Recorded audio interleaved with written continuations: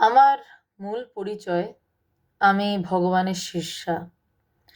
অর্থাৎ ভগবান আমাকে অদ্বৈত বেদান্ত শিখিয়েছেন, সাধনা শিখিয়েছেন, সাধনার পাড়ে গিয়ে জ্ঞান লাভ করা শিখিয়েছেন, যেখান থেকে সব কিছুর, এই যে এত সমস্ত কিছু ঘটনা বা দুর্ঘটনা, এই সব কিছুর মূল যে সেই জায়গা গুরু কৃপায় তিনি আমাকে নিয়ে গেছেন। এবং যতদিন বাঁচবো, ঠাকুরের ভাষায় যাবৎ বাঁচি তাবৎ শিখি, তত আরো গভীর থেকে গভীরতর জায়গায় তিনি হয়তো আমাকে হাত ধরে, হয়তো না, এটা সংশয় প্রকাশ করা গুরুর প্রতি ক্ষমা চেয়ে নিচ্ছি, তিনিই আমাকে হাত ধরে টেনে নিয়ে যাবেন।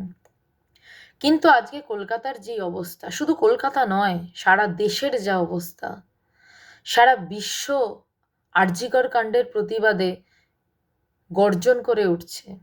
আমি এই সমাজেই থাকি, যেই সমস্ত আধ্যাত্মিক সংগঠন এই সমাজেই থাকে সমাজের কল্যাণের জন্য, তারা তো সমাজ থেকেও কিছু নেন।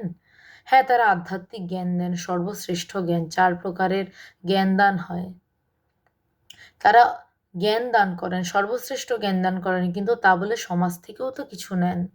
আজ সমাজের এত বড় দুর্দশায় আজ আমাকে চুপ করে থাকতে আমার গুরুদেব ভগবান আমাকে শেখাননি, এটা আমার একান্তই নিজের কথা। এবার আমাকে একান্তই চুপ করে থাকতে শেখাননি, তার মানে কি করতে বলেছেন? গণতান্ত্রিক পদ্ধতিতে আন্দোলন চালিয়ে যাওয়ার কথা শিক্ষা দিয়েছেন।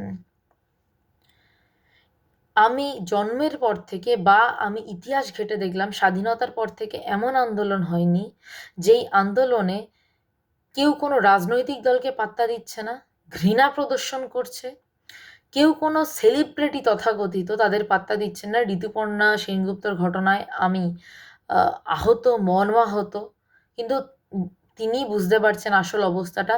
কিন্তু বারবার বলছি, আমি প্রায় অনেক অনেক মিছিলে হাঁটছি, নিজের ইচ্ছায় হাঁটছি, কারণ দ্বিতীয় অভয়া আমি হতে চাই না, বা দ্বিতীয় অভয়া আমি আরেকটি কোনো মেয়েকে দেখতে চাই না যার চোখ দিয়ে জলের বদলে রক্ত বেরিয়ে আসে। তাই হাঁটছি, তাই রাতের পর রাত, যখনই রাত দখলের অভিযান হচ্ছে, একসাথে কাটাচ্ছি রাত।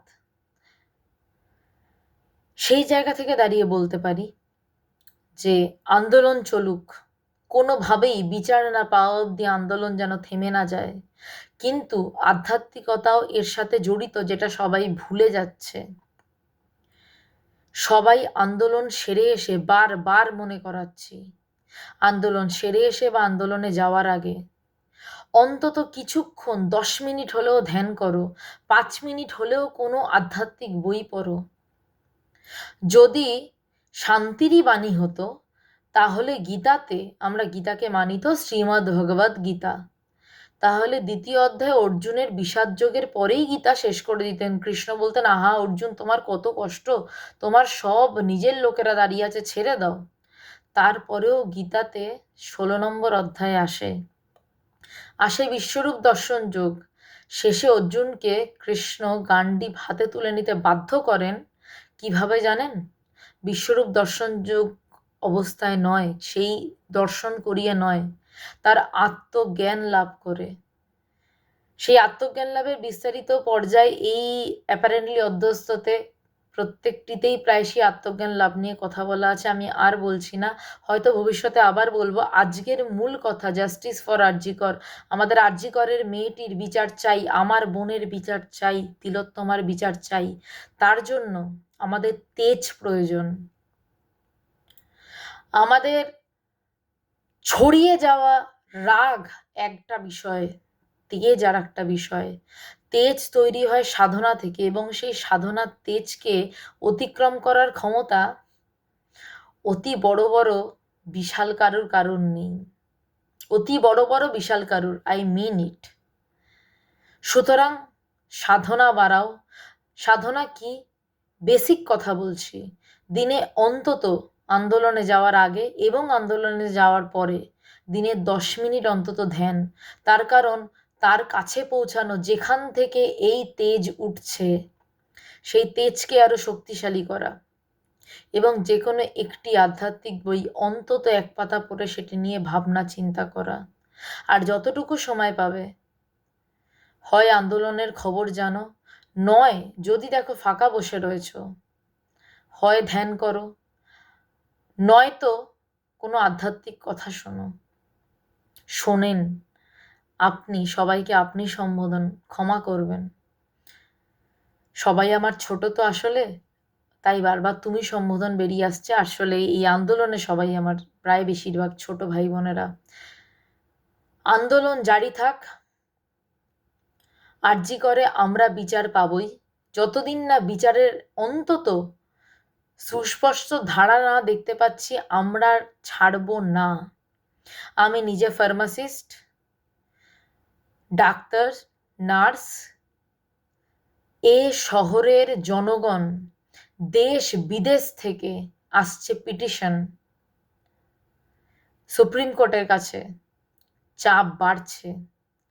কিন্তু মাথায় রাখবেন, উগ্রতা এক, তেজ এক। আমাদের প্রয়োজন তেজ। সেই তেজস্বম্ভূত শক্তি নিয়ে যদি আমরা সেই আন্দোলনে দাঁড়াই, দেখা যাক না কার ক্ষমতা সেই আন্দোলন ভাঙে।